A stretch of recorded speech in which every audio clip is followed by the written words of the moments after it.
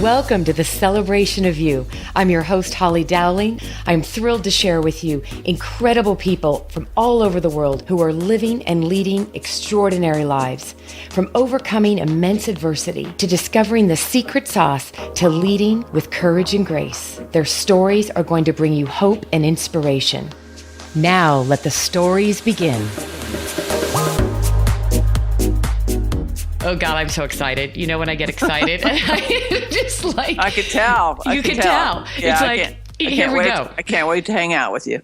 You are hanging out with me, and you're hanging out with a bunch of people that are going to be listening to this, Nancy. That I just get so excited because, like, I have to tell everybody. All right. So before I introduce you and you hear this, you've already heard her voice, and you can already tell there's going to be some amazing energy during this conversation. But there comes a time in life when you get to meet extraordinary people. And maybe you know you're going to meet them, or maybe you don't. But I had the opportunity to attend an event and be in this amazing woman's home who hosted this incredible event. And I'm like, who is this person? I need to find her because I've researched a little. And Nancy, you need to know this. I researched you and I'm like, wow, everything that I learned about you, just reading about you, I was like, this person is giving back in so many ways. Like, I want to know who you are. I want your juice. I want to have your Kool-Aid. Because I'm like, what's it like to be in a place in life where you are just giving? It never stops. And then you meet Nancy and you're like, holy crap, you're gorgeous, you're brilliant, and you're all this. So can I just say, welcome, Nancy? How's that one? Oh, well, thank you. I don't know what to say other than thank you. No, it's been a pleasure to get to know you. Your energy and your tenaciousness and just your spirit has been just, I'm truly blessed to know you now. Oh, thank you. Well, you get to celebrate other people. And today, my love, I get to celebrate you and share with men and women all over the world the magnificent, extraordinary person you are, but also what you're doing in this world. And like, I'm sitting here going, where do we begin? So first of all, like, you can all look her up. You'll know at the end how to learn more about Dr. Nancy OReilly. What you're about to find out is that Nancy, you're just, you've started a nonprofit. You've started this whole global movement, Connect for Good. You've written several books, and I want to know more about, like, what's your favorite book? Because I'm learning about your books, and I'm like, wow, I love the Timeless Women Speak, Feeling Youthful at Any Age. That one got me, because I was like, well, heck, I feel fabulous at 50. I don't know about you. It's a great age. Age is just a number. Remember that. Oh, well, tell us. Okay, what are you most proud of right now that you're doing in our world? Tell me what you're spending your days doing, and then we'll get to the horses in the background, right? Yeah, absolutely.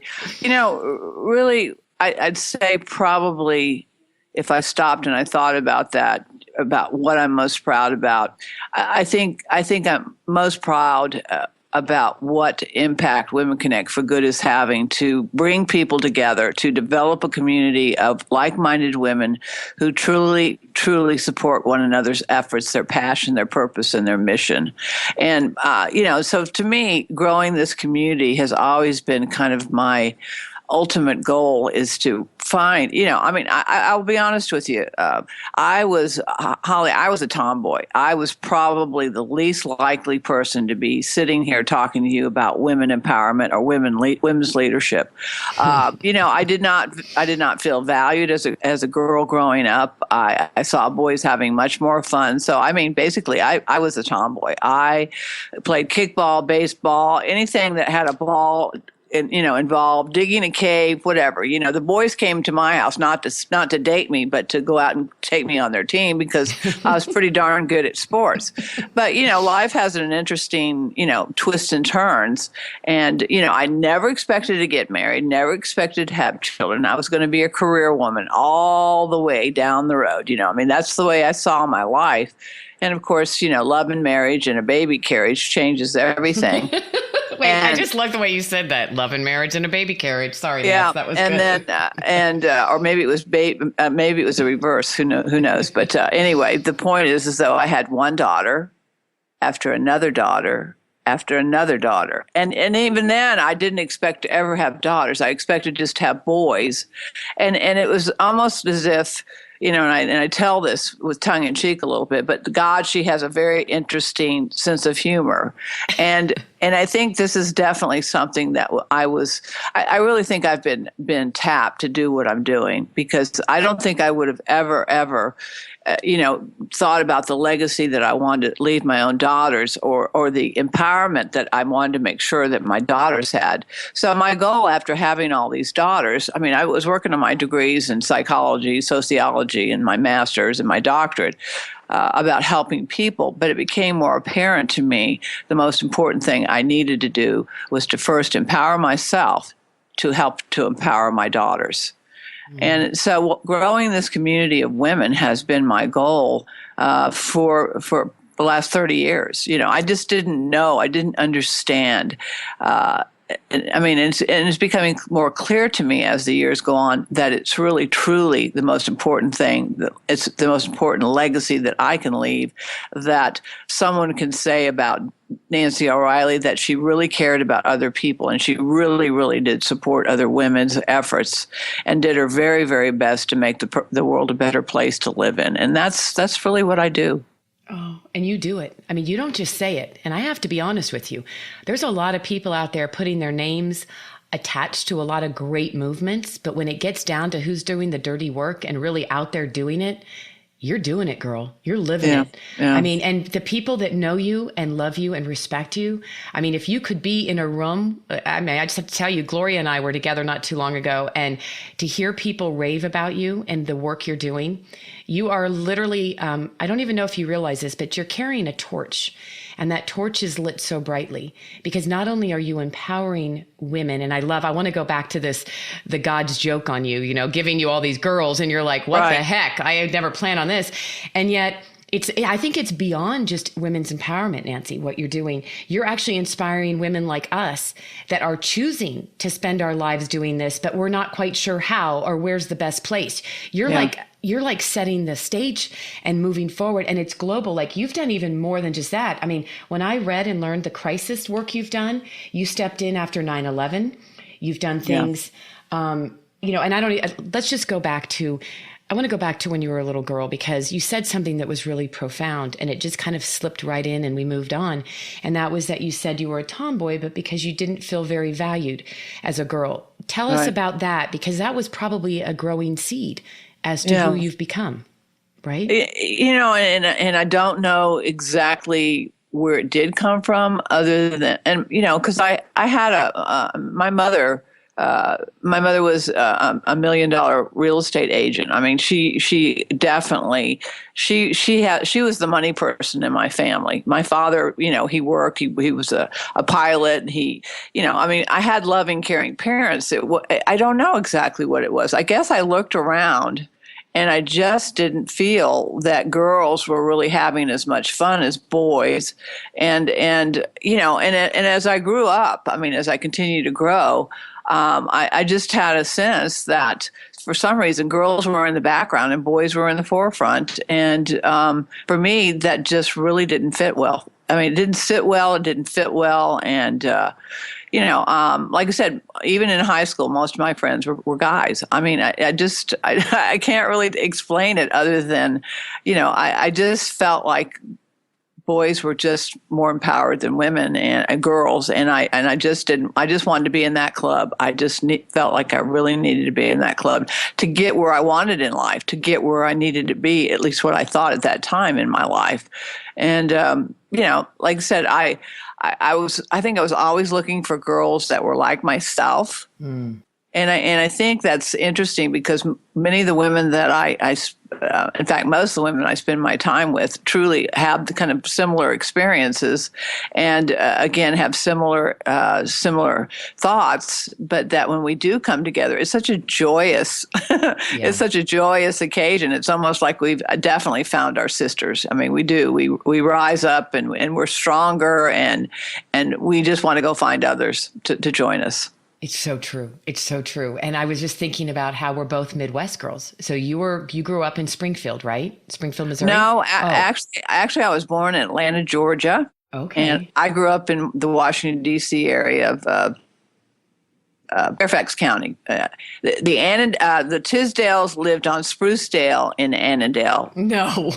Oh my God. Yeah, if you can remember my name and my address, you were definitely in trouble. But no, and I grew up in Virginia, and then I went to school in Missouri. That's how I ended up in Missouri. So my children were born in Missouri. Yes, and I've spent a lot of time. My family originally was from the Midwest, so yeah, there was a lot of strong Midwestern values that I grew up with. Both my parents were that grew up in Springfield. In fact, they went to high school together in Springfield, Missouri. Oh, look at that. And then you came back, went to college there. That's where you went to college. And then, well, they actually sent me there because they wanted somebody to keep an eye on me. So my grandparents were there, and my uncle was in Kansas City. So they I think really, because of my grades, but also because I was just mischievous, That's a good word. That's a great word. Anyway, I think it was just to have me somewhere so that they could keep an eye on me and report back to how I was doing. So, and at Drury, where I went to school, Drury University, I truly did find some excellent mentors. So I really did take off as far as that point, in my life, just really figuring out what I wanted to do as far as psychology, sociology. I really wanted to help people. I was fascinated with behavior. I loved the whole concept of understanding people, which I had hoped would help me to understand myself. Right. So take us from there, though. So, I want to know, so Nancy is fascinated with human behavior. You've got your doctorate, right? You've done all this great schooling. So, right. So where you are today, doing all this work globally to empower women, what were those years like? So tell us, for somebody listening that goes, I'm fascinated with human behavior. Maybe there's a younger person listening to this that's this is what I want to do, but what did you do next? So there's something that take us down the path. Well, let me explain something very quickly. Because again, I was looking for clues and signs as to where women were valued in this world. And I remember when I was working on my doctorate, and I don't think it's changed a lot. But I remember when I was working on my doctorate, and I was married in college. I had my children. In fact, every daughter I have a degree for. And so basically, I still remember someone that was very, very close to me said to me, well, and I was working on my doctorate, and I said, I want my doctorate because I want my daughters to know that they can do anything. I want them to know that education is one of the true pathways to the ticket to where you want to go. But I want to make sure that they understand that, I'm going to create a path for them. I'm going to create a goal for them. And I remember someone very close to me, someone in my family said, well, what about your family? When I was working on my doctorate, what's going to happen? You leaving your, and basically they were saying you're selfish. What about your family? And I still remember looking at this person as if to say, how could you possibly say that to me? Because I'd worked so hard to get where I was, to get my master's, then go on for my doctorate and, continue my education with the true understanding that it wasn't to me selfish. It was about creating that legacy. And so I think along the way, I felt like women were jealous. They weren't supportive. They were envious. They were jealous. And when they compared this up, I still remember a woman coming up to me, and I thought she was a friend. She was not a friend much longer after that. But she says, she said, Nancy, you're just so competitive. And I thought to myself, what does that mean? In fact, what's wrong with girls and women being competitive? There's nothing wrong with that. So, I had women along the way basically tell me, as I'm going forward and as I'm working on my goals and my objectives and creating what I call my legacy, I didn't get a lot of support from women. I did not get support. I felt as if, they were comparing themselves to me, and that somehow, that I thought I was better than them, or that, there was the measuring stick was out. I did not walk around with a measuring stick. I did not walk around looking at women for comparisons. I was strictly myself out there doing what I thought would be the best thing for my daughters and for women in the world. But no, I think that was discouraging. But that discouragement and that feeling, those feelings, though, just made me even more determined to find that community and to find women that felt like I did, which was, you can do anything. You can do anything, and you can change the world for good. And women, when we get together, we are extremely, not only, I mean, we women that don't take no for an answer can get anything done. Oh, I love that you just said it, because, I shared with you the other day, tell me no, watch me go, my mantra since I was a young girl. And, it's interesting. I think it's so funny you just said that. I mean, I'm reflecting back on my own life. And I think, I think in general, those women that were looking at you kind of, as you said, you didn't have a measuring stick and maybe they were envious.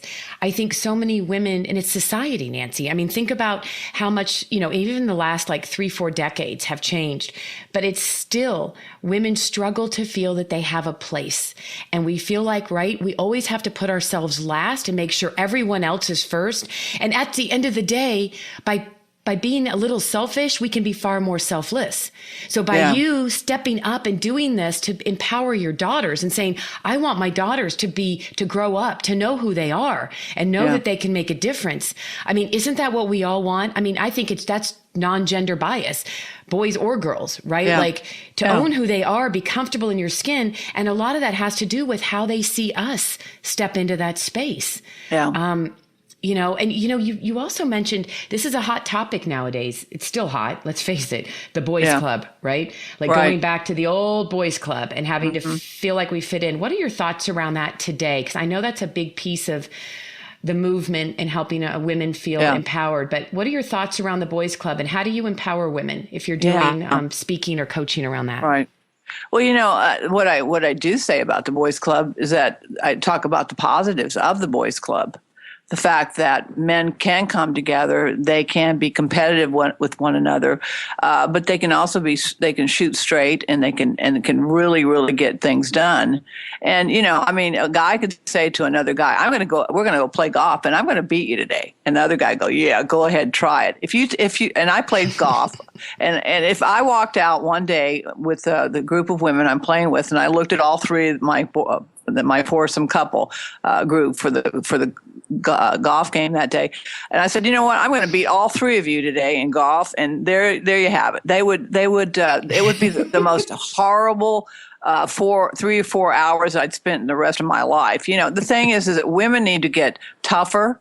They need to get tougher. I mean, and I say that with kindness, though, is that we need to be more resilient, and vulnerability is one of the truest. That is truly a feminine essence. I'm not saying, because the important thing about women is that men are pretty good about asking for help each other. Hey, you want to do so and so? Let's go build something together. Okay, let's go do it. But women are not very good about asking other women for help. I know. Why? Because that creates the vulnerability. If I can't do it myself, and I can't accomplish everything on my own, then there's something. Then I'm going to get graded. There comes that measuring stick again. So I think that vulnerability is, and I think tougher means also more vulnerable. I mean, I guess it's going to sound really weird, but we need to just have a little tougher skin. Not everybody's going to like us. And I think that's something that women really, really don't like. Likability with Hillary. I got really upset about that one. She doesn't have likability, and I thought, oh my gosh, we need to get over the fact that yes, to really truly be effective in this world, we have to. Well, there's a saying in Africa, and I've said this before. It said, if you want to go far, go alone. Oh, no, if you want to go fast, go alone. If you want to go far, go all together. And a lot of women don't understand that. We're working so hard to get there so fast by ourselves that oftentimes we get there and we look around and there's nobody there. There's nobody there to help them. That basket of goodies that we came into the world with is now empty, and there's no one there to help replenish it. But if we go far and we go all together, we get there and we go, wow, we can look around and it's just a glorious feeling. So I just want women to understand that when we're together and when we work together and we cooperate, I think I told you this story, but I was doing a radio show, and this woman, I've said to her, and in fact, anyone, and I told you this too, anyone that does the radio show, and we get to meet each other, and I said, now you're one of the leading women. Just come here in the club, and I said to her, how can I help you? What can I do to help you, obtain and reach your goals and your objectives and your mission and your work? And it got very, very quiet. Very, very quiet. And I thought, is she still on the other end of the phone? I went, are you still there? She goes, you mean you want to help me? Wow. And I went, yes, that's exactly what I want to do. And she just went, I think she was dumbfounded. Wow. Because I may have been the first person in her life to ever hear say, yes, I want to support you. And yes, I want to help you. And if more women understood that, we would be so much further ahead. That 55% of the population, we'd be running the market. We'd be in charge. There'd be everybody'd have health care. There'd be no wars. I can just go down the list of what would be different. And it's so fascinating that you actually experienced that woman was dumbfounded. Yeah. Almost like, are you kidding? Like, are you being serious? But Nancy, it's so true. And yet we're so afraid to reach out to ask for help. I think you just nailed this. And yet on the flip side of it, we're exhausted, we're depleted, there's nothing left because we're taking care of the world and feeling like we have to be this lone ranger out there. And at the end of the day, I always flip it. And I think you'll like this. And tell me that with your psychology background, right? Like, I'm fascinated with human behavior. I just never pursued that as a degree, but I wish maybe I will.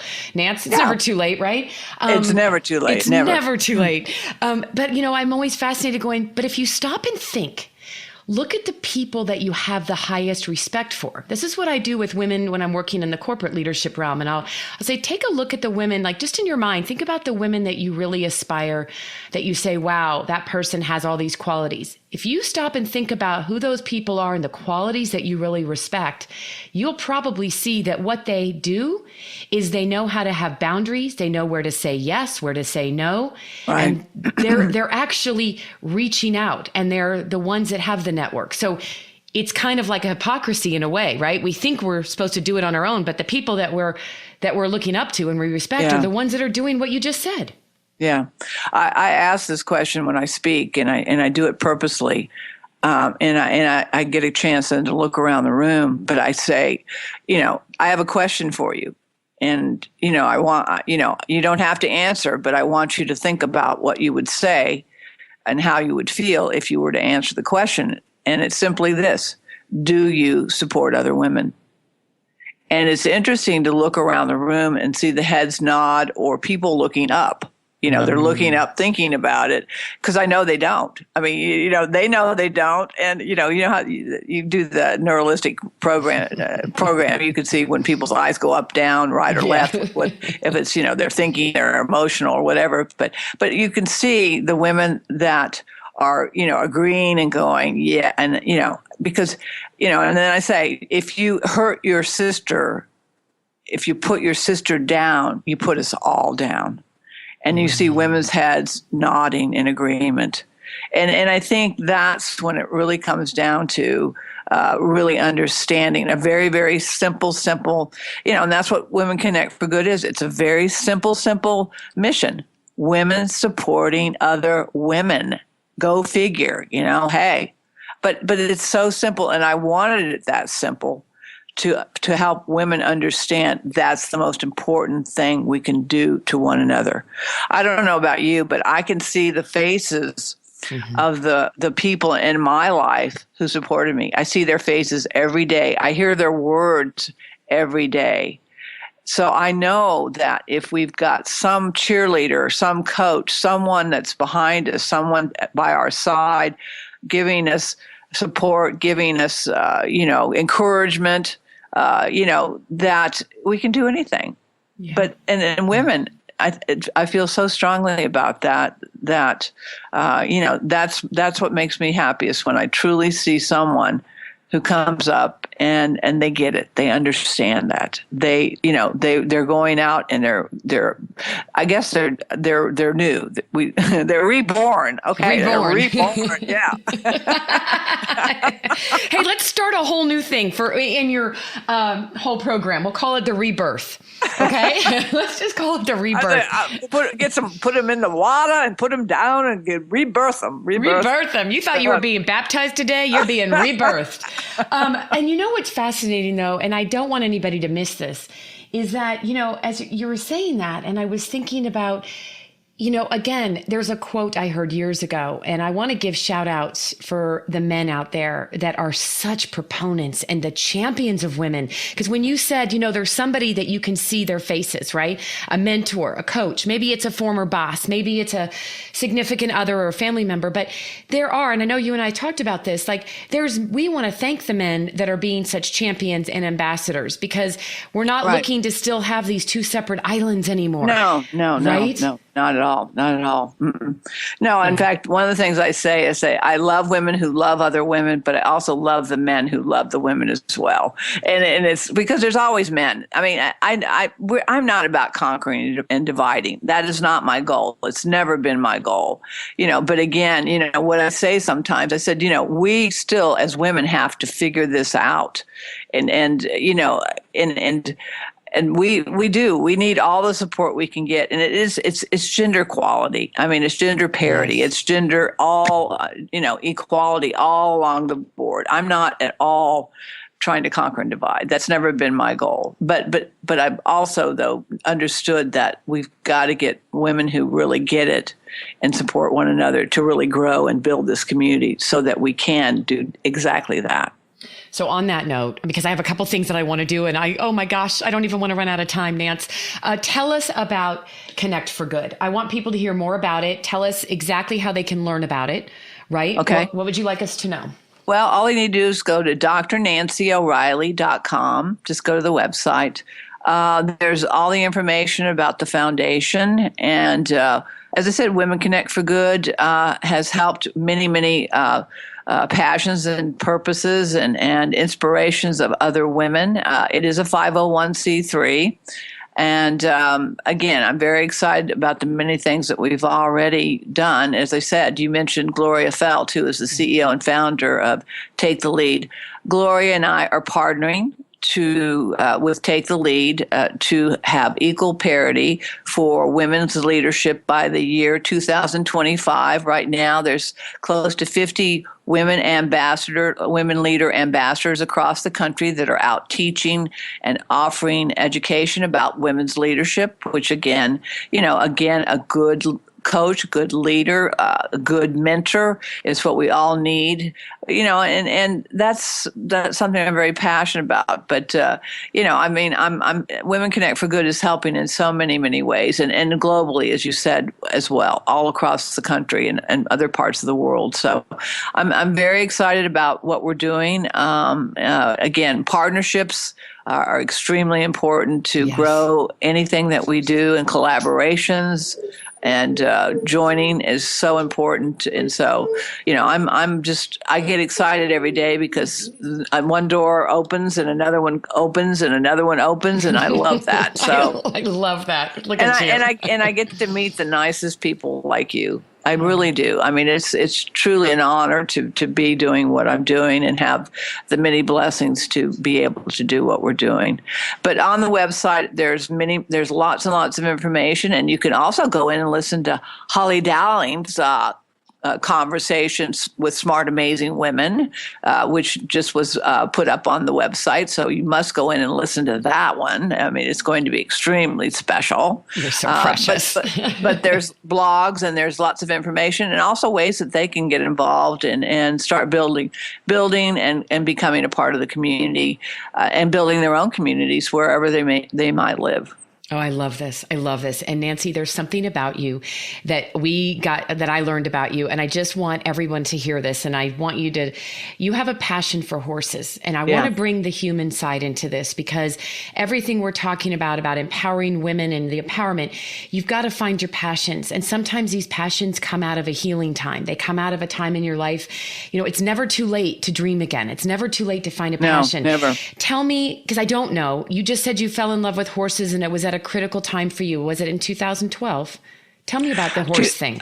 Well, my marriage ended, and I'd been married a long, long time, and I was doing what I was doing still, but I had there was a void. There was a void, and I needed to fill it. And so a friend of mine took me out to her barn, and I met horses for the first time. I mean, I've been around horses on and off as a kid and so forth, but she took me out there, and then I bought my first house in 2012.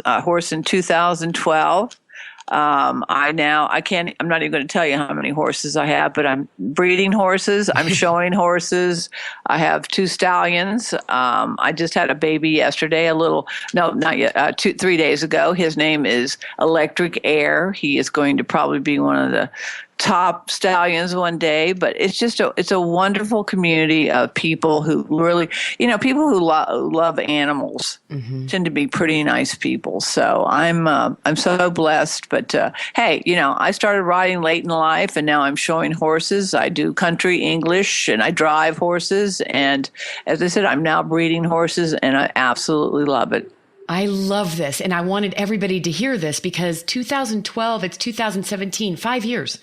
Look at a passion that you've taken, because you've been open to, when you just said another door opens. And gang, I want everybody, women or men, truly understand it is. I firmly believe this. It's never too late to dream. It's never too late to go just explore another passion. And it could be very healing for you, because we're all going through changes, right? Life is full of all kinds of opportunities and challenges, shall we say? Oh, yes.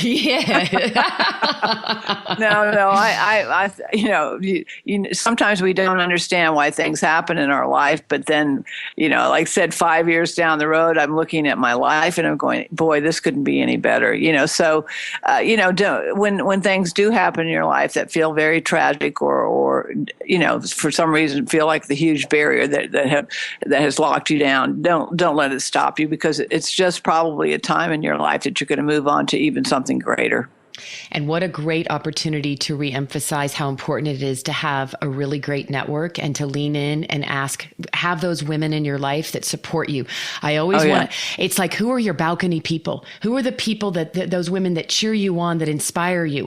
Be very, very selective who you spend your I always say your discretionary time with, because they can either lift us up or they can deplete the heck out of us. Yeah. No, if you don't have women in your life, and you don't have people in your life that support you, you need to get a new tribe, and that's the rebirth, Nancy. We're doing the rebirth right now. You need to be rebirthed, and we'll start today with your rebirth, and everything's gonna be fine. But no. I mean, I wouldn't be here without the support people in my life, and many of them were wonderful, amazing women who basically, took my hand. And like I said, my friend that took me to the barn, she knew that I needed something, and she helped me find something so absolutely beautiful. And, we show together, and we ride together. And I mean, it's a beautiful thing. So yeah, I mean, like I said, life is, I'm here to learn, and when I stop learning, it's time to go. So many of the life lessons that I continue to learn, are still ahead of me, but, this is a great life, and every day is about making choices. So, I'm all about the next chapter. I mean, today's today. Yesterday's gone, tomorrow's yet to be. Today is all we have. So the present, they call it present for a reason. They call it present for a present. And I always like to say the present is a present. It's a gift. It's what are you doing with it, right, girl? Absolutely. Well, I know we're gonna wrap this up, and you had no idea I'm gonna ask you this, so just top of mind, because you've shared so much wisdom with so much grace and strength. But if you were to give us, If you were to give your 25-year-old self advice based on who you are today and what you know, what would you tell your 25-year-old self, Nancy? Surround yourself with cheerleaders, surround yourself with people who care about you. Be willing to, be available, be willing to reach out for help when you need it. Give help, but reach out for help when you need it. And, and sing and dance a lot. sing and dance. Sing and dance. Yeah. I love that. Sing and dance. Yes. So, yeah. Oh. I love it. Thank you. Thank you for your joy. Thank you for your spirit. Just thank you for being in my life, more importantly than just as a guest on the show. Your brilliance, you inspire me, you inspire so many, and I can't wait to see you soon at the end of the month. Thank you, my love. All right. I can't wait to meet you in person, and thank you so much for what you do. Like I said, we're in the same club, and like I said, there's a lot of us out there. We just need to find each other. Exactly. So rebirth. It's time, girl. Bye. Rebirth. All right. Have a wonderful day. Talk to you soon. Bye. Thank you for joining me for another awesome celebration of you. If you were inspired by this story, please share it with your family and friends and hashtag Your Story Matters. I'd love to hear from you, so please leave a comment on iTunes. And absolutely, please come to my website, hollydowling.com. Leave a comment there too, and while you're there, pick up your free gift. Most importantly, though, just remember that your life is a gift from God. What you do with it is your gift back.